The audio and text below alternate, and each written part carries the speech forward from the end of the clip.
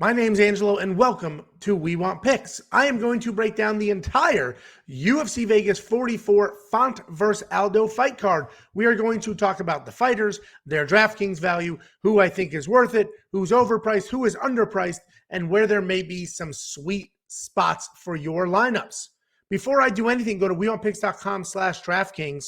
We have a free league and free contests every single week. And now the winner of that free contest will get $50.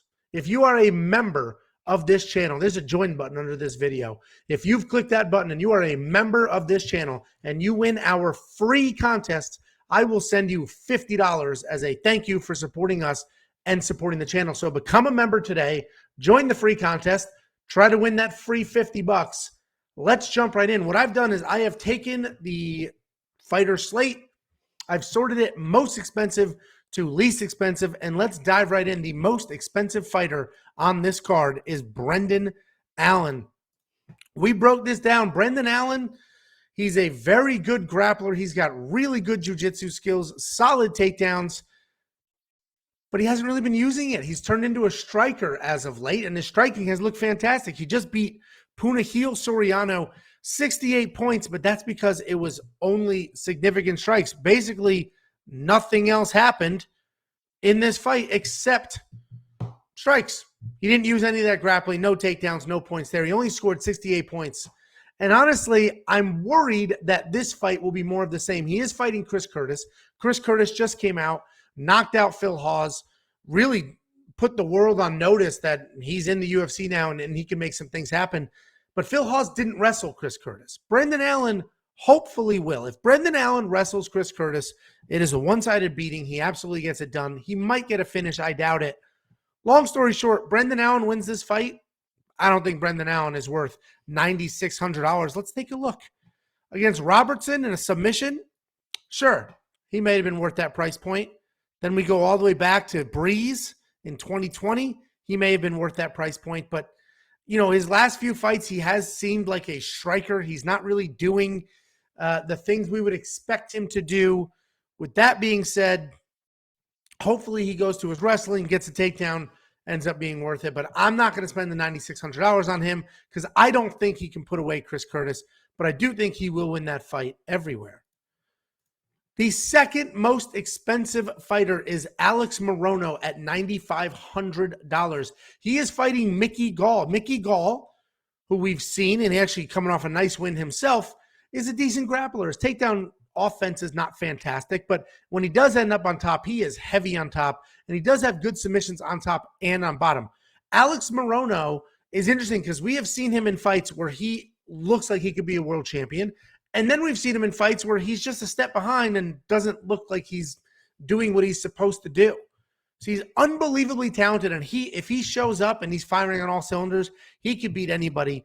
But even not on all cylinders, he should be able to beat I don't want to say inexperienced because he does have experience, but he should be able to beat a sort of, I guess I'll say, inexperienced Mickey Gall. Let's look at his last few fights. His fight against David Zawada was a really nice fight. But again, he only scored 69 points in that because it was mostly striking.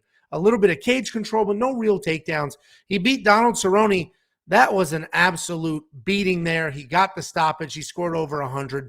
But again, if we start looking here, you know, he has his moments. Look at the points he put up against McKee. He got takedowns. He got a million strikes. Ton of control time, 126 points. So again, he looks amazing. He also has fights where he looks a step behind. He doesn't look as good as he should, but he should absolutely beat Mickey Gall. $9,500 is so much money. He might be worth it. He might be worth it. I'll let you make this call. This is a hard pick because it could be like the Zawada fight. Only strikes. He doesn't really want to end up on the ground with Mickey, and let's say he doesn't put Mickey away. Well, all right, now you got 70 points and you spent $9,500. That's not worth it. But he could put Mickey away. He could also take Mickey down and potentially avoid some submissions. So Alex Morono, $9,500 is a ton of money. I'm not going to say he's not worth it, but I'm not going to jump in on him either. Then we have Manel Kape at $9,400, and this is an interesting matchup. I am on the other side of this. I think Manel's going to lose. So Manel Kape, he's a good striker, a very good striker. He's got some decent power. He also has some wrestling if he wants. And it's easy to say this is a striker versus grappler matchup. But again, Manel's got some wrestling. Zalgas actually has the better striking statistics. Zalgas has a 1-to-1, a little better than a 1-to-1 striking differential, where Manel Kopp has a 5-to-4 striking differential. So he's hit 5 times for every 4 that he puts out. He's kind of a low output guy, but he does have really good takedown defense. And his opponent, Zalgas Zumagulov, is going to be looking to take this to the ground. So if we take a look at Manel, obviously he had that awesome knockout at the very last second of the first round against O'Day Osborne in his last fight. But his 2 fights before that, he lost to Nikolai, he lost to Pantoja, and he's just gun shy. He doesn't let his hands fly the way he should. We mentioned it in the breakdown. He almost is like he's having too much fun, that there's no sense of urgency. So I am not on the Manel Kopp side.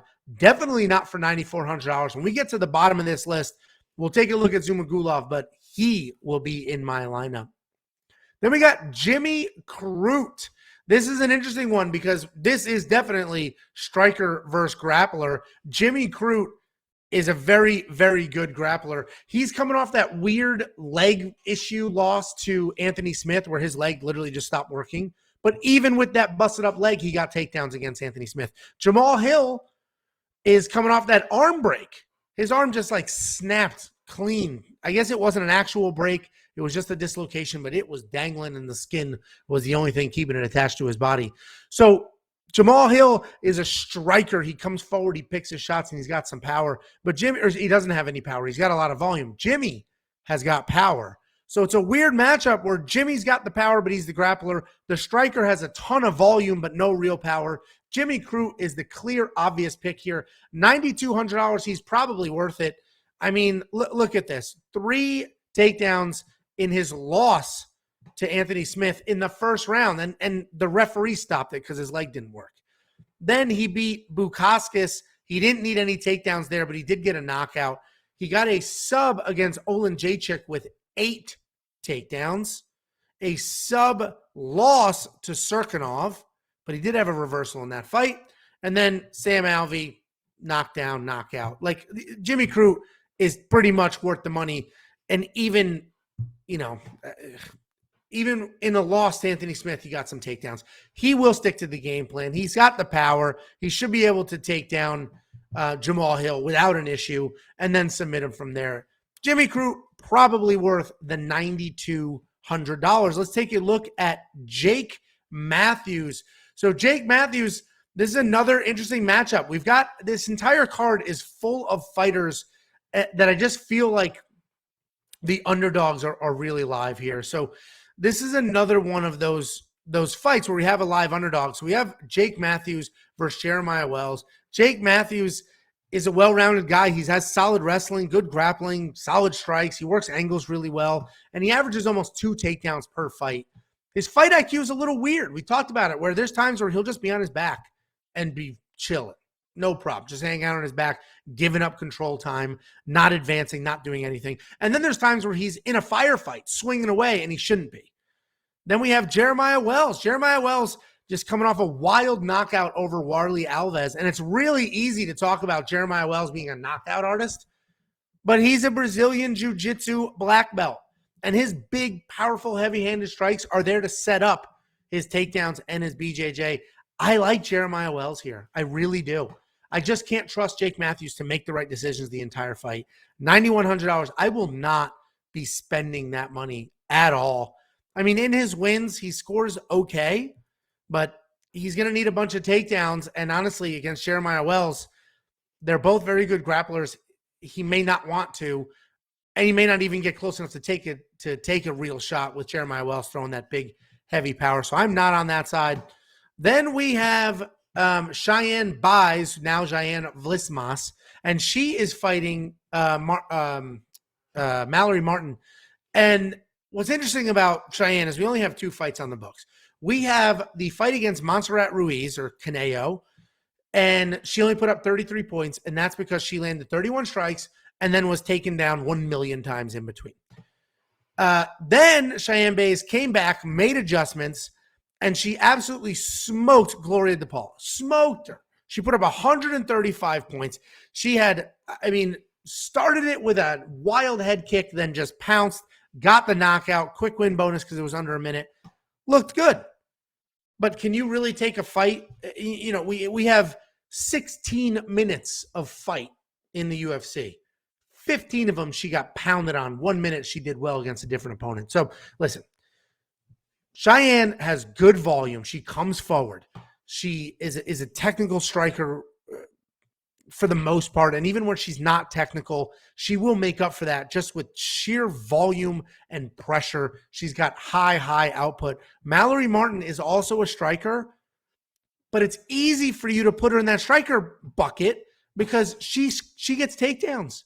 She gets takedowns. She averages almost 3 takedowns per fight. And that's solid for her because, frankly, she's not a wrestler and she's still getting those takedowns. She's still making it happen. She had 5 takedowns in her Contender Series fight, 1 takedown in each of her last 2 fights. And that's all she needed. She was submitted in one of them. And the other one, she got the submission. So listen, I'm not on the Cheyenne side. I'm on the Mallory Martin side. I don't know if Mallory will be in my lineup, but I'm 100% not spending $9,000 on Cheyenne Bays. But Cheyenne Vlismas Bays may come out there, look amazing. And then you know what?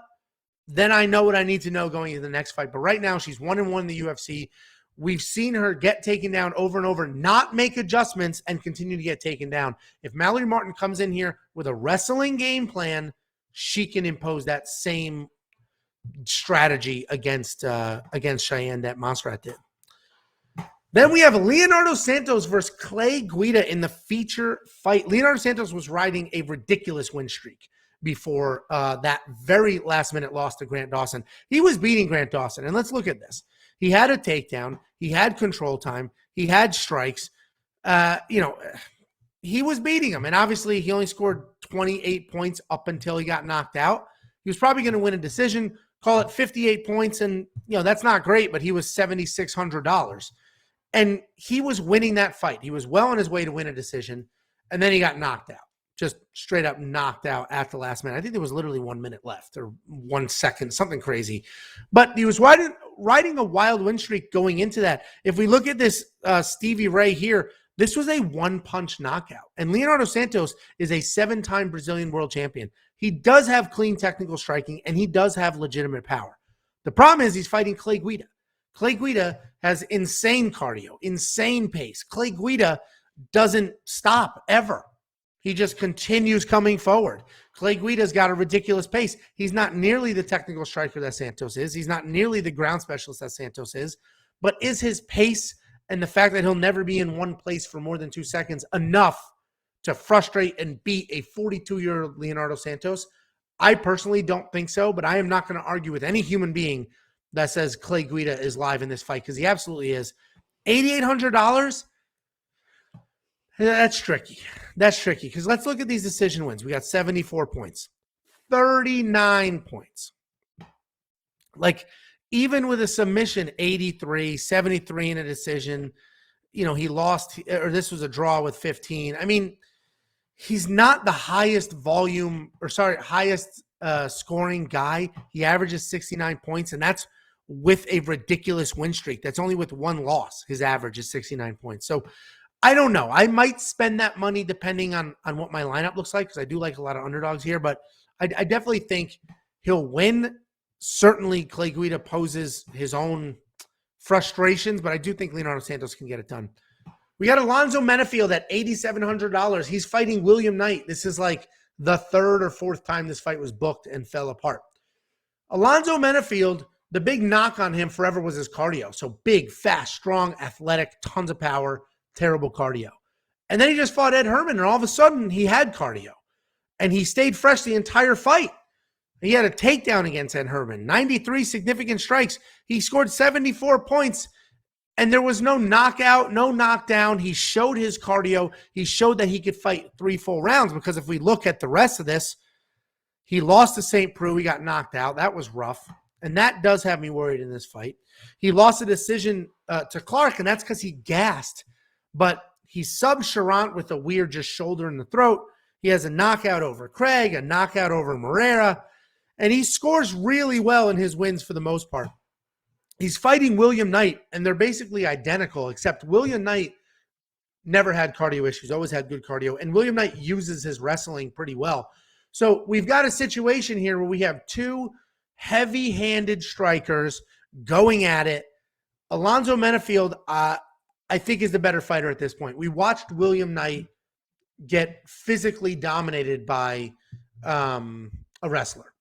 And not that Alonzo's a wrestler, but just the fact that we watch him get physically dominated is a problem. But we did see Alonzo Menefield get knocked out by St. Preux, and William Knight has more power than St. Preux. So this is definitely a close fight. It's closer than the odds, but I do like Alonzo Menefield to win here because I think his cardio, I think his technical striking is a little better, and it'll be interesting to see if these guys engage. Certainly, William Knight's power is scary against anybody, but I like Alonzo Menefield here. What I will tell you is one of these fighters should be in your lineup, whatever side you're on. You want to spend the $8,700, you want to spend the $8,500, whatever side you're on, that fighter should be in your lineup because it should be a good fight, and there's very, very, very high potential for a knockout. Then we have Dusko Todorovic at $8,600. He is fighting Maki Pitolo, and this is another tricky fight where the underdog is very, very live. So Dusko Todorovic, the big knock on him is he has no chin, right? He just puts his head back, gets hit, gets put out, doesn't have much of a chin. But he's a pretty well-rounded guy. He's a technical striker. He does have power. He has takedowns. He has Brazilian Jiu-Jitsu offense, and it makes him pretty well-rounded. Maki Pitolo, he's a southpaw. He's super athletic. He has power in his hands. He's got legitimate wrestling. And everybody's going to look at Maki Pitolo's record and say, dude, he's on a 3-fight losing streak. I can't pick that guy. But if you look at those fights a little closer, he's doing well in every single one of them. In his last one, he was dominating Julian Marquez and then was submitted with a Hail Mary at the end there. But anyway, Maki Pitolo has power in his hands. Dusko Todorovic has that questionable chin. You know, listen, he's kind of a kill or be killed kind of fighter. But he was just absolutely dominated against Draco Rodriguez, or against Rodriguez here. He only put up 19 points in a decision loss. He was knocked out by Punahil Soriano, so put up only 9 points, but that's what happens when you get knocked out in the first round. And against Townsend, he did what he's supposed to do. He has the hands. He went out there. He used that power. His chin held up. He put up 120 points.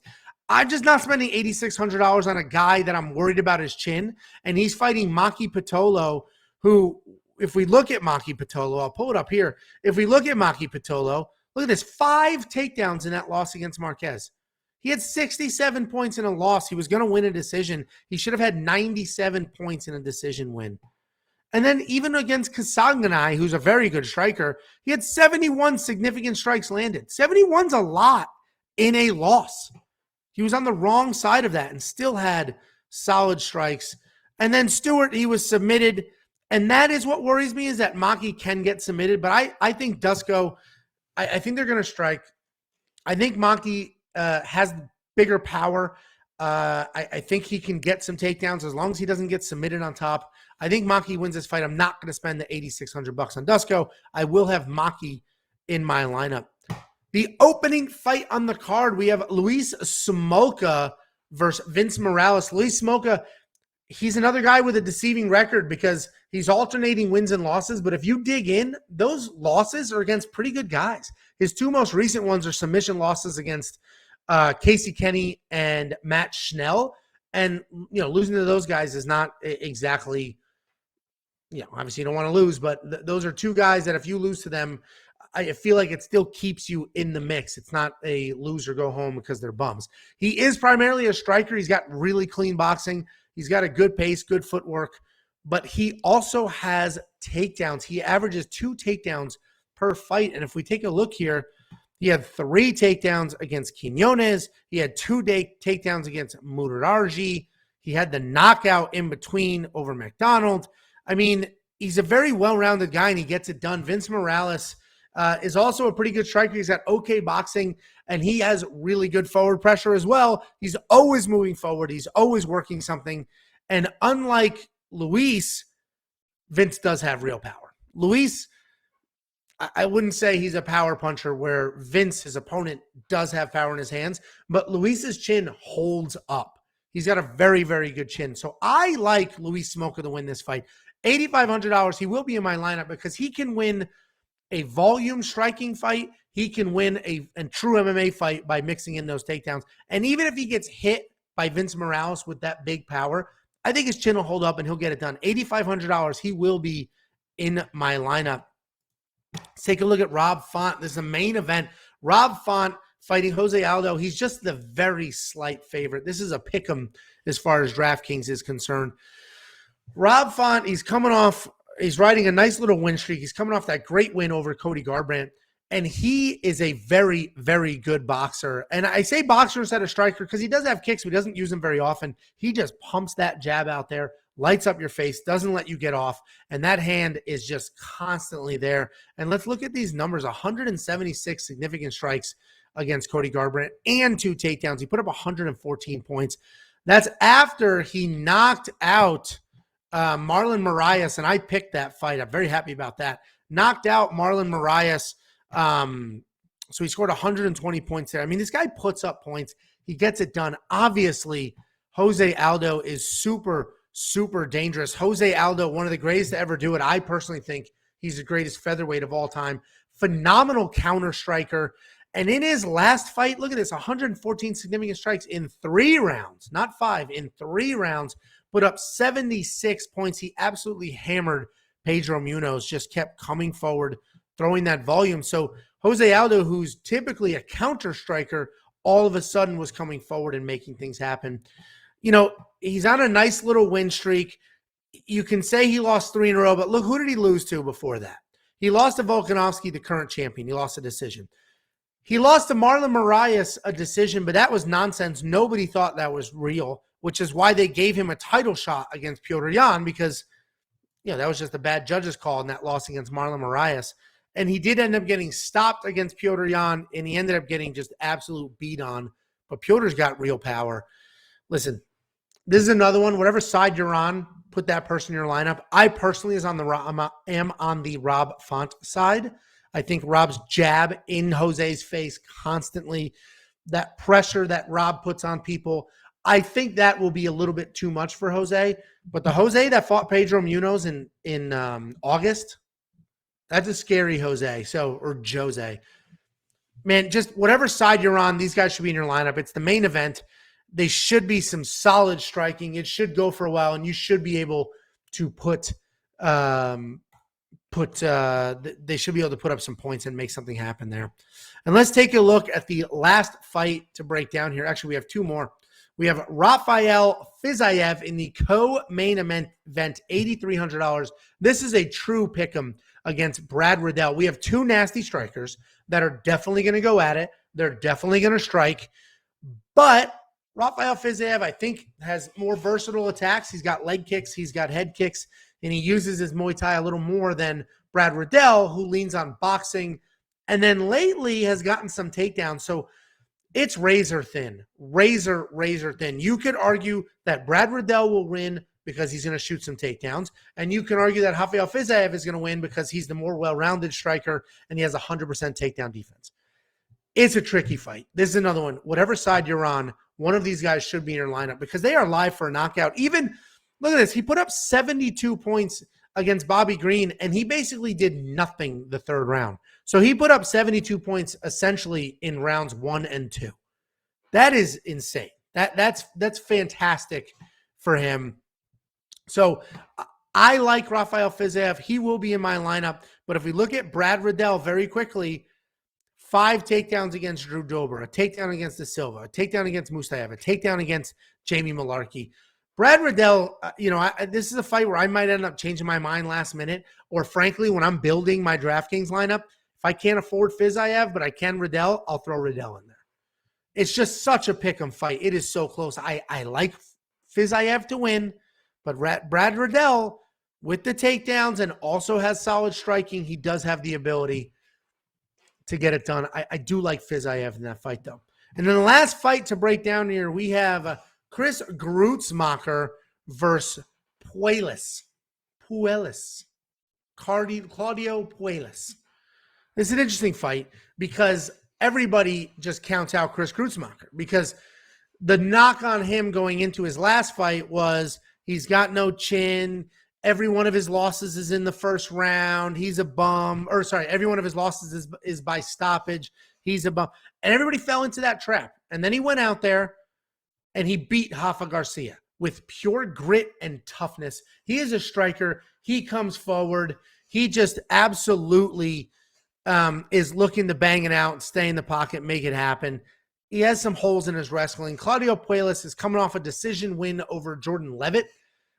He's only 25 years old. He's got a good amount of experience. He is a grappler. He uses his kicks really well to keep the distance, and he's never out of a fight. We have seen him losing and then snatch up a submission to stay alive. The problem is, like, while I do think people are way too harsh on Chris Kreutzmacher, especially after going into his last fight, I just think Puelles' nonstop wrestling, constant takedown attempts. He does average 3 takedowns per fight. I just see him keeping that pressure on, taking Kreutzmacher down, and winning from there. Chris does have some power. Puelles does have a negative striking differential, but listen, I'm not going to put Kreutzmacher in my lineup at $8,200. I might put Puelles in my lineup literally for the takedown upside. And let's take a look. I mean, 4 takedowns, 2 takedowns, 1 takedown. And look at this, 86, 99, 64. He puts up points, $8,000 to put up those kind of points. He will probably be in my lineup. That's a good middle-of-the-road price. He should be the better fighter here, and he'll definitely get some takedowns and put up some points. Guys, that's the full every single fight breakdown. We are missing 2 fights. Brian Barberena got a new opponent, so they will add that here. And Jared Vandera is now on this card, and they will add him here as well. Once we have that, we'll do another full breakdown. We'll go through every single fighter and who we think should be in your lineup. wewantpicks.com/DraftKings, $50 if you win our free DraftKings League as long as you're a member. So become a member today and take a stab at that $50. I'll see you guys on Friday for our final breakdown. Enjoy the fights.